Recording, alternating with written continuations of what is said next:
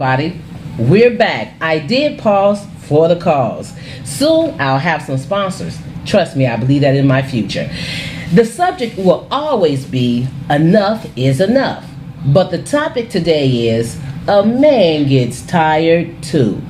My guest speaker today is Tay, aka Tay. Now, we look alike because she is my senior daughter, but she's lived out her own and she's had her own personal experience, okay? And we kind of left off with her giving me some information concerning her relationship. But I want to get back to the topic at hand is, a man get tired too. Can you continue and tell me what areas in your relationship did your man get tired of you? The things you know you did caused a lot of problems in your relationship. I'm a big flirt, so She's a big flirt. even after all the time we were together, I communicated with fellow friends, classmates. I was very fun. I would, introduce him as well. He just was not having it. He did not like the friendly part. At some point, he said there's a line. So I'm smiling in their faces and wave and go. You don't have to hug everybody, So You was giving the bosom hug. What's that what you were doing? Like bosom? No, the side hug. He was just a very jealous man. He was a jealous man. Wow. Okay, with that being said, now when you first met him, were you flirtatious? You understand, with other guys? Or was this just something you just couldn't get rid of? Or was it something new in your relationship? Or was it something that he was doing that was not making you feel that he was giving you enough attention? No, it was from the beginning. I've always been a flirt. I'm still flirting. Okay, you still flirty. Mm-hmm. She's flirty, people. So being flirtatious, do you think that was one of the problems in your relationship? Yes. And it was. And was he ever getting tired of that flirtatious spirit of yours?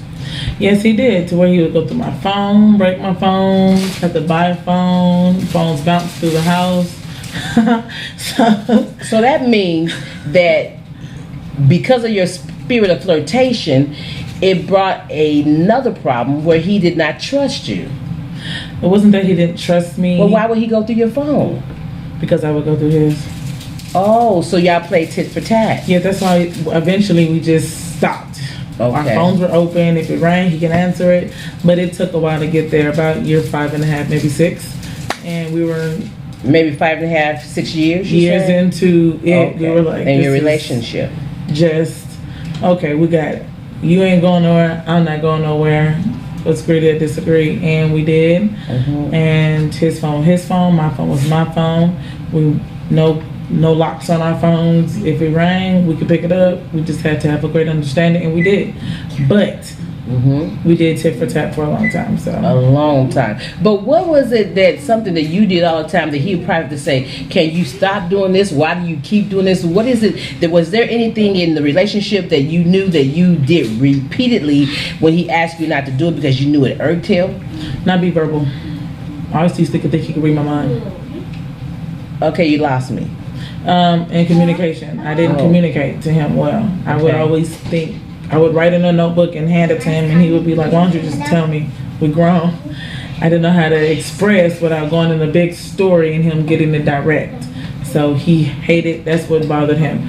If a conversation's about it, would be a whole bunch of stories before I get to where I got to get to see if he understand. When he was like, "I ain't retarded or dumb, I understand. Just be direct with me and I got you." That the whole time. So who was the loudest one in your relationship? Of course, me. He was quiet. Oh, you were the loudest one. Mm-hmm. You know that particular scripture that says a man rather be on the housetop on the roof of a house than with a loud woman.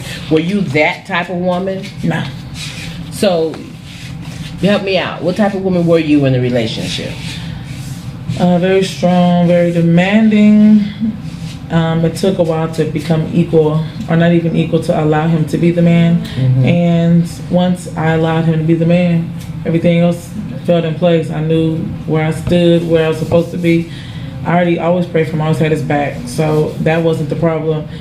It was just me trying to be equal to the man when he was supposed to be the man, and then I allowed him. When I allowed him to be the man, things usually fell in place. Why is it that women don't let the man be a man? Is it that they think he don't know how to be a man?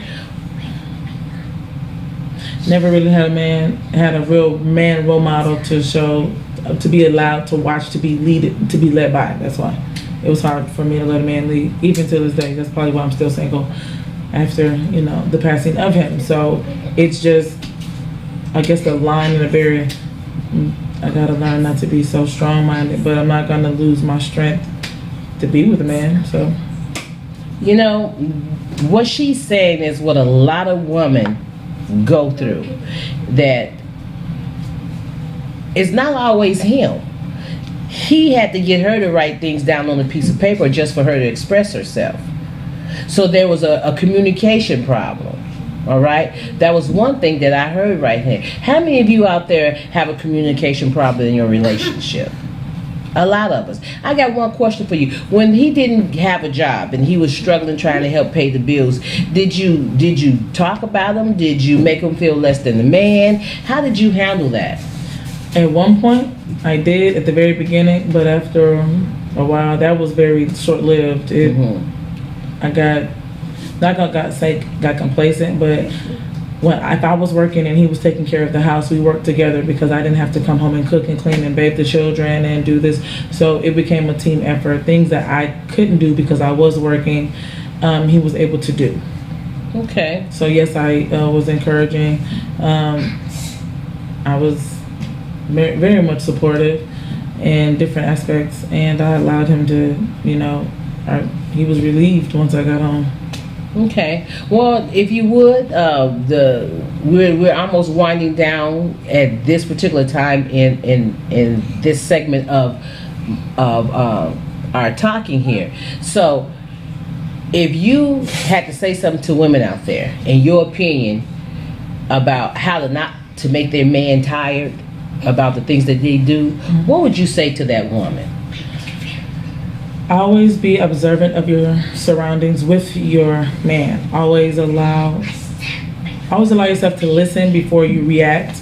And if you know what bothers him, do less of that thing to bother him, so he can be a better person, because you bothering him actually is a way of bringing him down, not giving him that space and peace of mind. And always learn to listen to him. Even when he's in his quiet place, ask him, does he need something? Is something wrong? And if he says nothing's wrong, let it be, because I promise you he'll come back around and tell you what's wrong. Do you think men have communication problems? Yes. Okay. Do they have it more than women, you think? I can't say, because mine is very verbal. All right. Well, see, the thing I like about it is that you're not sharing with me anyone else's experience. You're sharing your own experience. Mm-hmm. And I know a lot of you out there, want to always blame the man. But I hope you hear what Tay has said, that the advice that she has given. Allow the man to be a man. And a lot of us as women are guilty of not allowing him to be the man. So I want to say thank you, Tay, for spending this time with me on Enough is Enough. And again, you must understand, women, a man gets tired too.